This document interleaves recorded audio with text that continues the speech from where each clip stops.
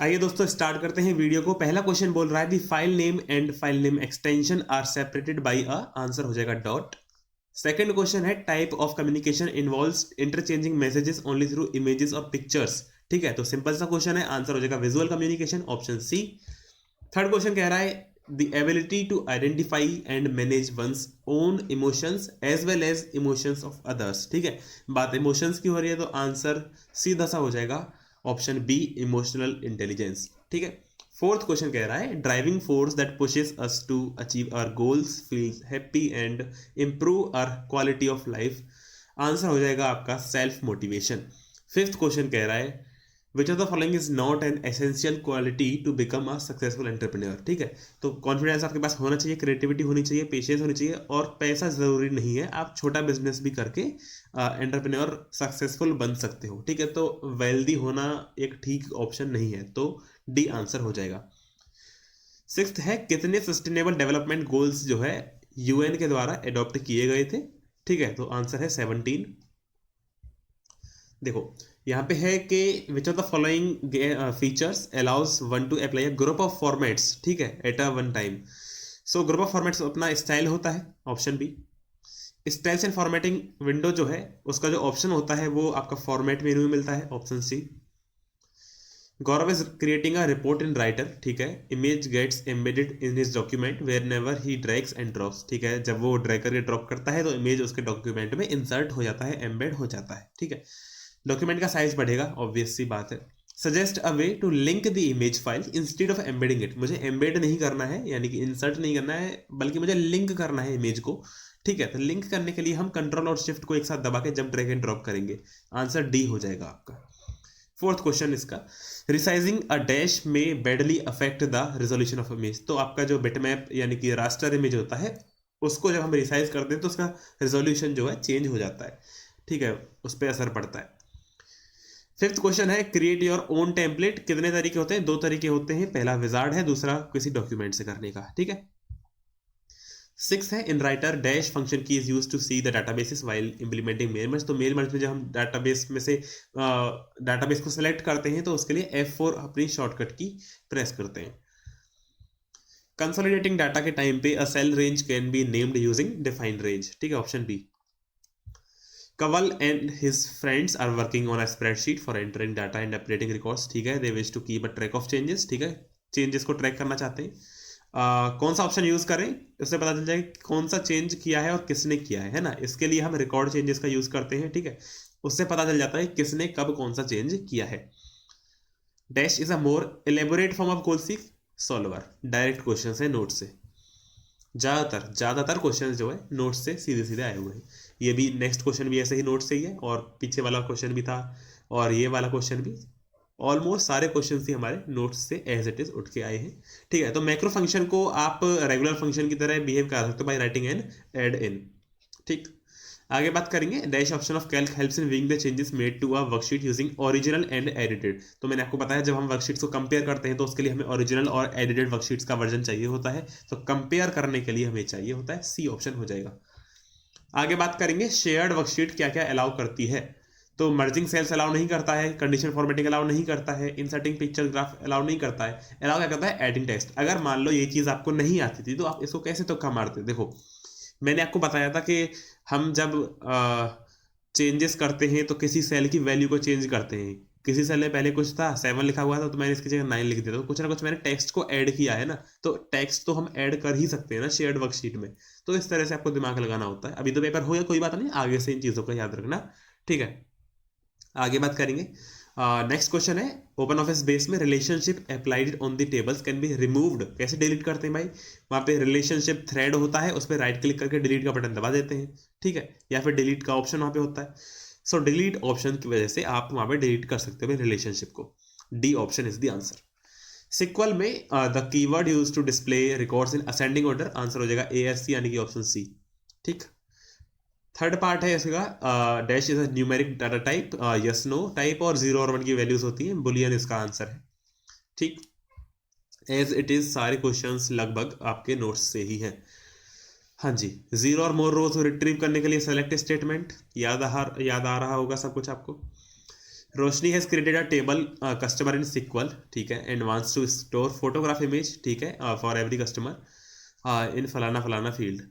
Suitable data type बता दो। तो भाई इमेज फाइल है, कोई भी तरह की, मैं अगर फाइल को स्टोर करना होता है तो हम बाइनरी डाटा टाइप्स का यूज करते हैं। बाइनरी आपको यहाँ पे बस एक ही दिख रहा है, लॉन्ग वर्ब बाइनरी, तो यही आपका आंसर हो जाएगा ऑप्शन सी। सिक्स क्वेश्चन कह रहा है by default all the fields in open office base will have dash data type. जब भी आप कोई डाटा शीट व्यू में टेबल बनाते हो, ठीक है, सॉरी डिजाइन व्यू में जब भी आप कोई टेबल बनाते हो, तो आप जैसे ही किसी फील्ड पे क्लिक करोगे ना, तो बाय डिफॉल्ट एक डाटा टाइप आ जाता है जिसका नाम होता है टेक्स्ट, यानी कि वेयर का, ठीक है। Dash is a discussion style site similar to online personal diary, answer blog है।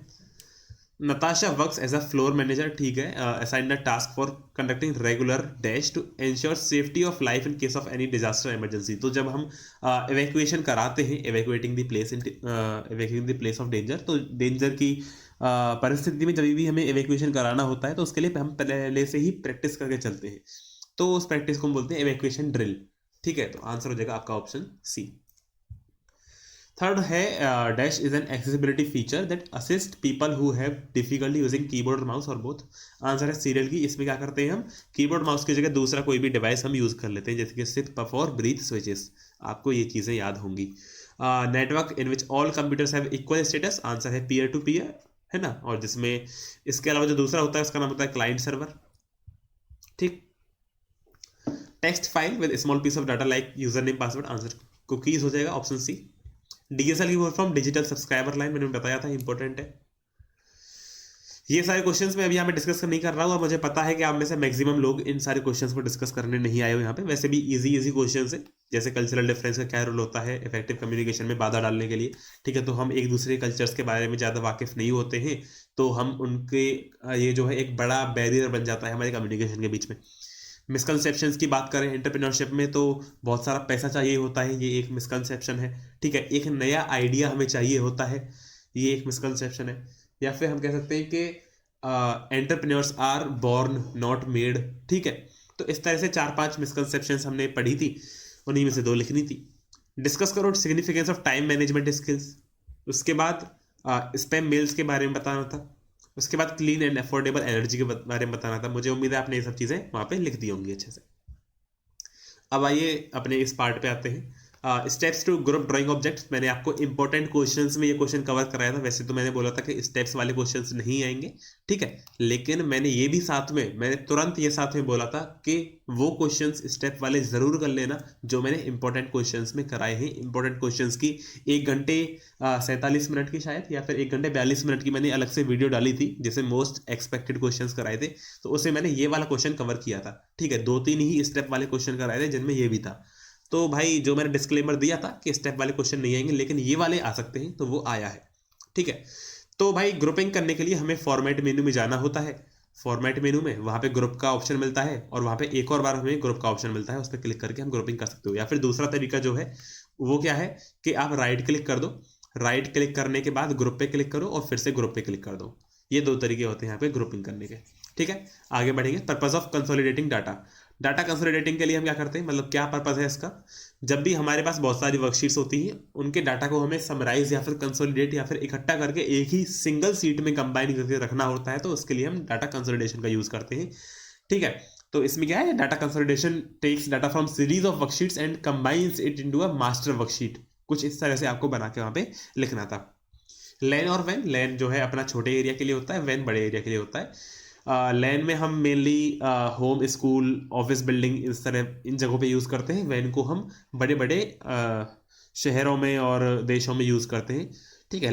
लैन का जो मेन मुद्दा है वो है कंप्यूटर के पेरिफेरल्स जैसे प्रिंटर, स्पीकर, स्कैनर वगैरह, इनको कनेक्ट करना, ठीक है, और हाई स्पीड हमको ये प्रोवाइड करता है। वैन जो है ये बड़ा मतलब बहुत ही बड़ा नेटवर्क होता है, और इसका एक मोस्ट पॉपुलर एग्जांपल की बात करें तो इंटरनेट वैन का एग्जांपल है, ठीक है।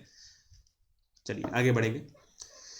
2 parts of cell reference while referencing data on other sheets, explain with the example. तो यहाँ पे आपको जो 2 पार्ट्स होते हैं, जैसे जब हम रेफरेंस क्रिएट करते हैं तो पहले शीट का नाम लिखते हैं, जैसे sheet 1 is equal to sheet 1 dot, फिर सेल का नाम लिखते हैं C4, कुछ इस तरह से। तो ये 2 पार्ट्स के बारे में थोड़ा सा आपको एक्सप्लेन करना था एग्जाम्पल के साथ।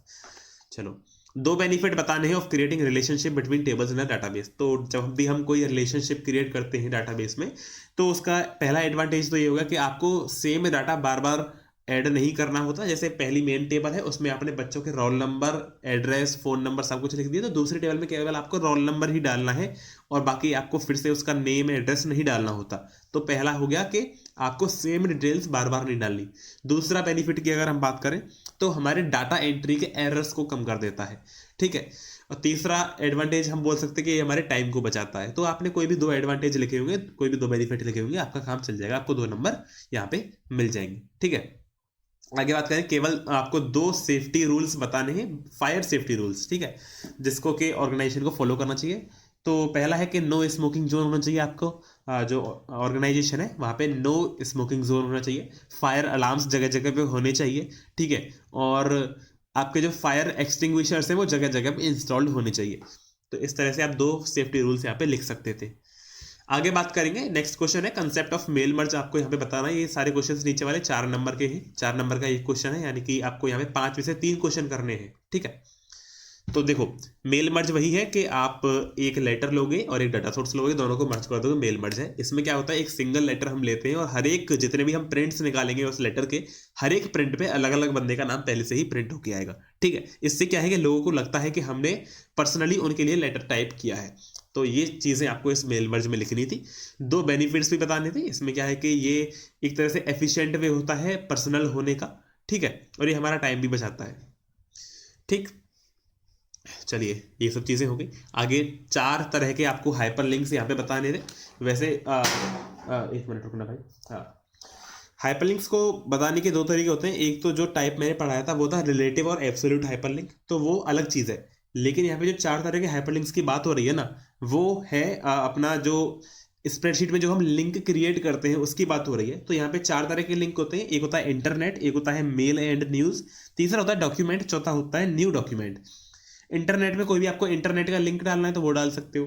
दूसरा टाइप जो है मेल एंड न्यूज़, उसमें कोई भी आपको ईमेल मैसेज वगैरह को ओपन कराना है वो करा सकते हो।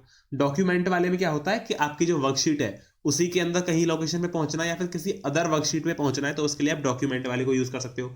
न्यू डॉक्यूमेंट यानी कि जो 4th टाइप है, उसमें आप कोई भी नया डॉक्यूमेंट क्रिएट कर सकते हो, नई वर्कशीट क्रिएट करने के लिए उसका यूज होता है, ठीक है। 19th क्वेश्चन देखते हैं, internet security is of prime concern, ठीक है, using strong password can lower the risk, ठीक है। Himanshi has just created her first internet based account, तो हिमांशी ने पहला इंटरनेट पे अपना अकाउंट बनाया है। Help her by giving any 4 general guidelines for managing strong password. So मान लीजिए कि मतलब हिमांशी ने अपना इंस्टाग्राम पे अकाउंट बनाया, तो वो किस तरह से एक स्ट्रॉन्ग पासवर्ड बना सकती है उसके लिए। तो मतलब कुल मिला के आपको यहाँ पे स्ट्रॉन्ग पासवर्ड की टिप्स लिखनी है। तो पहला तरीका, मतलब जो पहला जो टिप है स्ट्रॉन्ग पासवर्ड के लिए, वो क्या है कि 12 से 14 कैरेक्टर होने चाहिए उसमें। दूसरा हो गया कि उसमें अल्फ़ाबेट्स कैपिटल और स्मॉल दोनों होने चाहिए, और नंबर्स भी होने चाहिए और सिंबल्स भी होने चाहिए। तीसरा क्या होगा कि आप अपना नाम, अपने कुत्ते बिल्ली किसी पेट का नाम वहाँ पे ना रखें, ठीक है। कोई भी चीज़ आप स्ट्रांगली लाइक या फिर डिसलाइक करते हो वो चीज़ वहाँ पे पासवर्ड में ना ऐड करें, ठीक है। आप same password different different websites पे यूज़ ना करें, आप रैंडम पासवर्ड जनरेटर वेबसाइट्स का यूज़ करें। तो ये कुछ पॉइंट्स होते हैं, कुछ गाइडलाइंस होती हैं जिनकी हेल्प से आप एक स्ट्रॉन्ग पासवर्ड जनरेट मैनेज कर सकते हो, ठीक है। 19th हो गया अपना। 20th क्वेश्चन देखते हैं, ओपन ऑफिस बेस के कंटेक्स्ट में आपको ये दोनों टर्म्स एक्सप्लेन करनी है। फॉर्म देखो, फॉर्म क्या होता है, कोई भी ऐसा कह सकते हैं यूजर स्पेसिफाइड लेआउट होता है जिसकी हेल्प से हम अपने डॉक्यूमेंट में, हम अपने डाटाबेस में किसी भी टेबल में डाटा को ऐड कर सकते हैं, चेंज कर सकते हैं, मॉडिफाई कर सकते हैं, डिलीट कर सकते हैं और देख सकते हैं, ठीक है। ये एक यूजर स्पेसिफाइड लेआउट होता है। रिपोर्ट की बात करें तो डाटा को समराइज्ड मैनर में जनरेट करने के लिए हम रिपोर्ट का यूज करते हैं। It helps us to generate the overall work outcome in a clear format, ठीक है। लास्ट क्वेश्चन है हमारा, एक टेबल दी हुई है और कुछ हमें सिक्वल क्वेरीज लिखनी है यहाँ पे। तो देखो, पहला जो क्वेरी हमें यहाँ पे लिखनी है वो है display names of all products whose category is domestic. तो टेबल का नाम है आपका प्रोडक्ट, याद रखना। तो हम लिखेंगे सेलेक्ट, हमें नेम सेलेक्ट करना है, नेम डिस्प्ले करना है, तो हम लिखेंगे सेलेक्ट पी नेम, ठीक है। सेलेक्ट पी नेम फ्रॉम, फिर टेबल का नाम हो गया अपना प्रोडक्ट, ठीक है। वेयर, वेयर लगा के हम कंडीशन लगा देंगे, category is equal to domestic, where category is equal to domestic, ठीक है, कैपिटल्स में है ना, यहाँ पे कैपिटल में लिखा हुआ है ना डोमेस्टिक, तो कैपिटल में ही लिखना आप, कैटेगरी इक्वल टू डोमेस्टिक, और फिर लास्ट में आपको सेमी कॉलन भी लगाना है। तो इस तरह से आप यहाँ पे लिख सकते थे। अब है display product name and price whose quantity is less than 50। Product name और प्राइस डिस्प्ले करना है, तो यहाँ पे पी नेम तो लिखा ही जाएगा सेलेक्ट के बाद, फिर पी नेम कॉमा प्राइस लिख देना, P name comma price from product where, category की जगह यहाँ पे लिख देंगे क्वांटिटी, ठीक है, क्वांटिटी, और इक्वल टू की जगह लेस देन लगा देंगे और 50 लिख देंगे, फिर सेमी कॉलन। समझ में आया? हम क्या लिखेंगे, select P name comma price from product where quantity is less than 50, less than का सिंबल लगाना है यहाँ पे, और 50 लास्ट में सेमी कॉलन। कुछ इस तरह से आपको यहाँ पे क्वेरी लिखनी थी। ठीक है भाई, चलो आगे बढ़ेंगे। नेक्स्ट है price and quantity of laptop, आपको यहाँ पे डिस्प्ले करना है लैपटॉप की प्राइस और क्वांटिटी, बिल्कुल डिस्प्ले कर देंगे। उसमें क्या लिखना है भाई हमें, उसमें यहाँ पे कुछ भी नहीं लिखना है, बहुत ही आसान है। हम करेंगे यहाँ पे select price comma quantity from, फिर टेबल का नाम प्रोडक्ट, फिर लगाएंगे where P name, where P name equal to laptop, है ना, वेयर पी नेम, ये आपको एक सिंगल लाइन में लिखना था, मेरे पास तो स्पेस नहीं है इसलिए लिखना पड़ रहा है ऐसे, P name equal to laptop, ठीक है, और फिर लास्ट में आपको सेमीकोलन लगा देना है।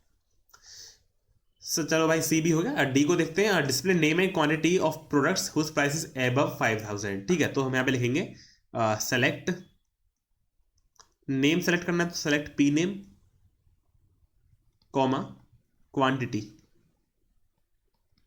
फ्रॉम प्रोडक्ट्स वेयर, ठीक है, वेयर यहाँ पे प्राइस इज ग्रेटर देन 5000, और लास्ट में लगा देना सेमीकोलन। तो इस तरह से आपका पेपर यहाँ पे होता है समाप्त। मुझे उम्मीद है कि आप बहुत अच्छा एग्जाम करके आए होंगे, नहीं भी करके आए तो कोई दिक्कत वाली बात नहीं है भाई, आगे से अपने आप को सुधार करिए, ठीक है। अभी बहुत जिंदगी पड़ी है, कोई ऐसा समस्या होने नहीं वाली है कि भाई आपका 10th का IIT का पेपर बिगड़ गया तो आप जीवन में कुछ कर नहीं पाओगे, ऐसी कोई दिक्कत वाली बात नहीं है। ज़्यादा अपने आप में गिल्ट फील करने की ज़रूरत नहीं है अगर पेपर अच्छा नहीं हुआ है तो। वैसे जितना भी पढ़ाया था पेपर उसी से आया है, तो खराब आपको होना नहीं चाहिए था, ठीक है, लेकिन कोई बात नहीं, आगे से आप अच्छे से पढ़ाई करिएगा। All the very best, thank you.